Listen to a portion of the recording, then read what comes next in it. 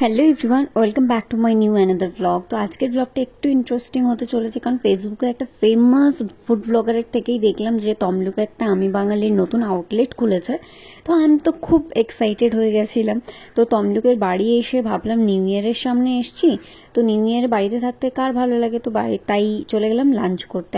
আর একা তো কোথাও যেতে ইচ্ছেই করে না, তো সাথে আমি আমার দুই লেজুরকে নিয়ে নিয়েছি। আমরা মানে তিনজনে মিলে যাব, কিন্তু আমি এখন ওয়েট করছি, ওরা কেউ আসেনি। এখন আমি ওয়েট করছি ওরা কখন আসবে। এই প্রথম আমাকে কেউ ওয়েট করাচ্ছে, আমি এতদিন ওয়েট করিয়েছি, আমাকে আজকে ওয়েট করাচ্ছে। साले को बम से उड़ा दूंगा एक बार हाथ में आ जाए तो। অ্যাট লাস্ট 5-10 মিনিট ওয়েট করার পরে আমরা পৌঁছে গেলাম একসাথে হচ্ছে আমি বাঙালি রেস্টুরেন্টের সামনে। তারপর ভেতরটায় ঢোকা শুরু করলাম, আর চারদিকের লেখাগুলো দেখে আমি তো জাস্ট ওয়াও হয়ে গেছি। চারিদিকে কেমন ওয়াও ওয়াও লাগছিল। ওই ঘটিনা বাঙালি এখানেও ঝগড়া লাগিয়ে দেবে এরা। যাই হোক, এখানে মানে সব পুরো ওয়ালগুলোতে লেখা আছে কলকাতার প্রত্যেকটা মানে জিনিস, ফেমাস জিনিসগুলো নিয়েই লেখা আছে। আর এখানে ওয়েলকামের মানে গেটটা দেখো, ওয়েলকামিং গেটটা কি সুন্দরভাবে না অ্যাস্থেটিক একটা ব্যাপার আছে। আর এখানে হচ্ছে ফটো সেশন করছিলাম আমরা, এখানে বসা যাবে, ওয়েট করা যাবে, এরকম একটা মিন্স করা আছে, চারদিকে সাজানো আছে।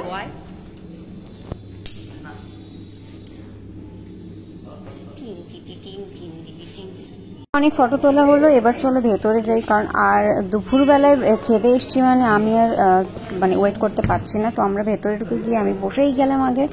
আর চারদিকটা এরকম দেখো, মানে সাজানো বলতে কি সুন্দর, ওয়ালগুলোতে অসাধারণ পেন্টিং। আর আমি ওর হাত থেকে ছাড়িয়ে নিলাম এই মেনু কার্ডটা, আমিও চুজ করবো বলে। বুরা লাগতা হ্যায় ভাই আপ লোগ। গুলো তোমাদেরকে শেষের দিকে বলে দেবো কেমন কি প্রাইস নিয়েছে আমরা যেগুলো অর্ডার করব। তো সেগুলো তাও আমি দেখো একবার করে মেনু কার্ডটা তোমাদেরকে দেখিয়ে দিয়েছি। আর এখানে আর দেখো, এখানে একটা ঘন্টি আছে, সেটা নিয়ে সবাই কেমন খিল্লি করছে ওরা দুজনে মিলে। আমিও বাদ গেলাম না, শেষে আমি না করতে করতে আমিও একটু খিল্লি করে নিলাম জিনিসটাকে নিয়ে।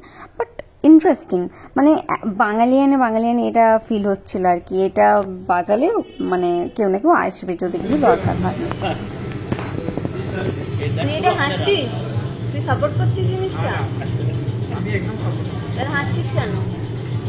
তারপর কি একটা নিয়ে আমি রেগে গিয়েছিলাম, আমি নিজেও জানি না, এসব নিয়ে খিল্লি হচ্ছিল। তো খিল্লি খাওয়ার পরে এবার আমরা খাবার অর্ডার করব। তো চলো খাবারগুলো দেখা যাক।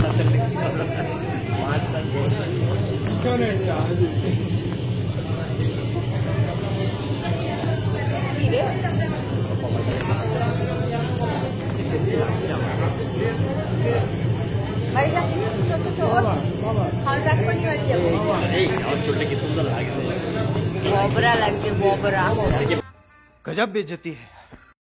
কেমন লাগছে বললি না তো? কালকে আমি আজকে আমি একটা নতুন জিনিস করে এসেছি। বল না, একটা নতুন জিনিস করে এসেছি। আর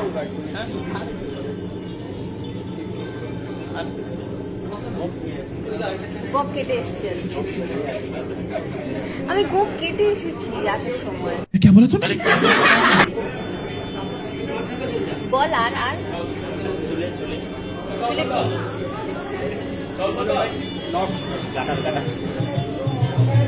ফ্রেঞ্চ বলে, গার্ডার বলে না।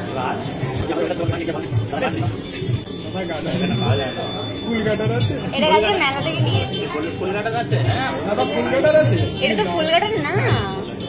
খাওয়ার দাওয়ার বাঙালি হলে কি হবে, কিন্তু খাওয়ার দাওয়ারের সাথে সাথে মানে পুরো ব্যাকগ্রাউন্ডের মিউজিকটাও 90s-এরই ছিল, পুরো বাঙালিয়ানা ছিল পুরো। মানে এই আজ এই দিনটাকে মনের ভাবে লিখে রাখবো।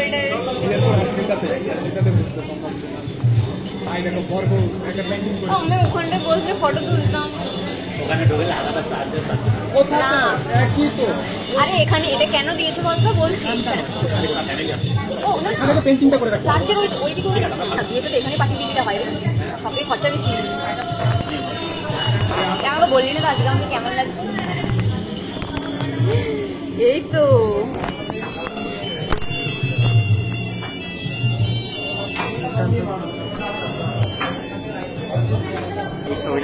তো দীর্ঘ অপেক্ষার পরে আমরা আমাদের খাবারগুলো পেয়ে গিয়েছি।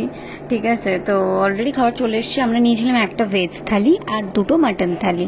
তো ভেজ থালির প্রাইস ছিল 199, আর মাটন থালির যে প্রাইসগুলো ছিল 339 সামথিং এরকম, মানে 339 টাকা এরকম কিছু একটা ছিল, ঠিক আছে। আর মাটন থালিতে যেগুলো ছিল, বড়ি ভাজা ছিল, শাক ভাজা ছিল, ডাল ছিল, সবজি ছিল, আমি তো দেখতে পাইনি, খেয়ালও করিনি, ওই শাক ভাজাটা এটাই ছিল। আর মাটন 2 পিস দিয়েছিল, প্লাস চাটনি, পাঁপড়, পায়েস, গোলাপ জামুন সবটাই দিয়েছিল। তো ভালো ছিল মাটনটাও, টেস্ট মানে সত্যি ভালো ছিল খেতে। আর ঘি দেওয়ার কথা ছিল, ঘি খুঁজে পাচ্ছিলাম না আমি। যাই হোক, আমার এখন মনে পড়লো যে ঘি দেওয়ার কথা ছিল, তো হয়তো দিয়েছিল, আমার মনে নেই বা আমি খেয়াল করিনি, কিন্তু আমার তো মনে হচ্ছিল না ঘিটা আমি দিয়েছিল বলে। তো ডালটাও সত্যি খুব ভালো খেতে ছিল আমার। তো এইগুলো দিয়েই। আর ভেজ থালি যেটা ছিল, ভেজ থালি তো সেম ছিল, শুধু মাটনটা ছিল না। ভেজ থালিতে দেখো তোমরা দেখতেই পাচ্ছ, দুটো কিছু একটা দিয়েছিল, একটা মিক্সড সবজি আর একটা শুক্তো ডাল। আর আমার তো হাফ জিনিসে অ্যালার্জি, তাই জন্য আমি ভেজ থালিটা অর্ডার করতে পারিনি, আর আমার মাটনটাই ভালো লাগে।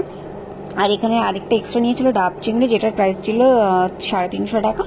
আর আমি আর ওয়েট করতে না পেরে খাবার শুরু করে দিলাম। আমি ফার্স্ট আমার অলওয়েজ ফেভারিট, সেটা হচ্ছে লাল শাক ভাজা, সেটা দিয়েই আমি খাবারটা শুরু করলাম। তো চলো আমি বলছি কেমন লাগছে। আমার তো সত্যিই ভালো লেগেছে, লাল শাক তো অলওয়েজ ফেভারিট, তোমরা জানোই, তোমরা জানো মানে অনেকেরই ফেভারিট। তারপরে এই দেখো, ওই গোলাপ জামুন, এটা হচ্ছে চালের পায়েস, এগুলো জাস্ট অসাধারণ ছিল, অসাধারণ। পায়েসটা তো আমার জাস্ট দারুণ লেগেছে, মিষ্টি কম দিয়ে ভালো লেগেছে। আর আমার শুক্তোটা দেখে সত্যিই খুব লোভ হচ্ছিলো, কিন্তু আমি শুক্তোটা খেতে পারছিলাম না, তাই জন্য।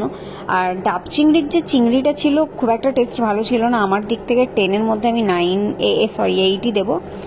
তারপর খাওয়া দাওয়া কমপ্লিট করে, ওই ক্লিপটা নিয়ে নিই, খাওয়া দাওয়া কমপ্লিট করে আমরা বেরিয়ে গেছি, ঠিক আছে। আর এখানে চলছে ফটো সেশন, দেখো